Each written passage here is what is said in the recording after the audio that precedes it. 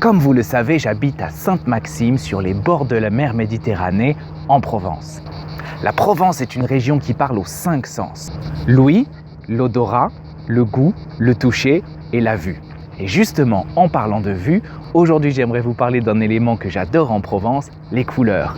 Mais comment décrire toutes ces couleurs en français? C'est ce que je vais vous expliquer aujourd'hui.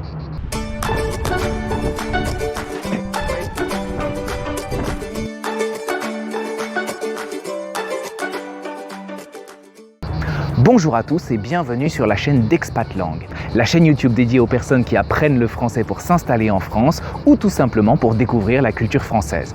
Moi c'est Jean-Baptiste et je suis professeur de français.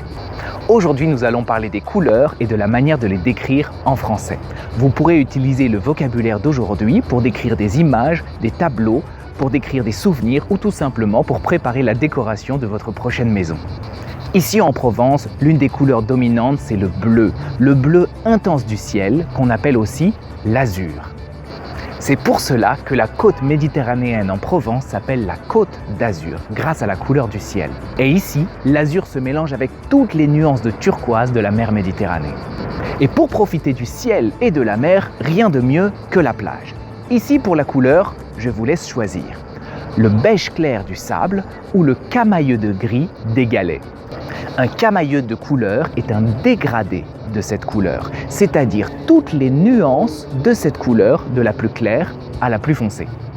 Puis vient le jaune pâle des fleurs de mimosa ou le jaune foncé des citrons de Menton.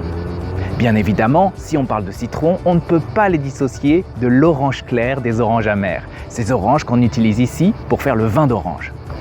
Même si la Provence est parfois aride, le vert y est très présent, comme le vert foncé du romarin ou le vert intense du basilic.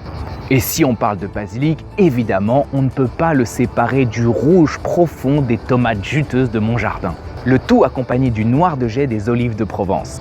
Le noir de jais, c'est un noir très profond et brillant avec des reflets de bleu. En contraste du noir de jais, on trouve le blanc immaculé des fleurs de jasmin ou des lauriers-fleurs qui resplendissent au soleil. Immaculé est un mot qui signifie sans tache. C'est donc un blanc d'un blanc parfait. En Provence, on ne manque pas de fleurs à parfum.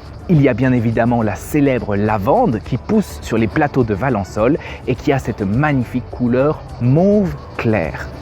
Et il y a aussi la reine de la région, le rose clair des roses centifolia de la ville de Grasse, si importante dans la parfumerie. Vous avez remarqué? Le blanc, le noir, le rouge, le rose, le jaune, le gris, le beige. En français, toutes les couleurs sont au masculin. C'est facile à retenir, non? Par ailleurs, on peut utiliser différents mots pour décrire ces couleurs. Certains de ces mots peuvent être utilisés avec toutes les couleurs, comme par exemple clair, foncé, intense, profond, éclatant ou brillant. D'autres mots sont réservés à une seule couleur, comme par exemple le blanc immaculé ou le noir de jais. Vous savez maintenant comment décrire les couleurs en français. La semaine prochaine, nous allons nous intéresser au sens de l'odorat et au parfum de Provence. Quant à moi, je vous retrouve dans la prochaine vidéo et d'ici là, salut à tous et bonne chance avec le français les Busy Learners.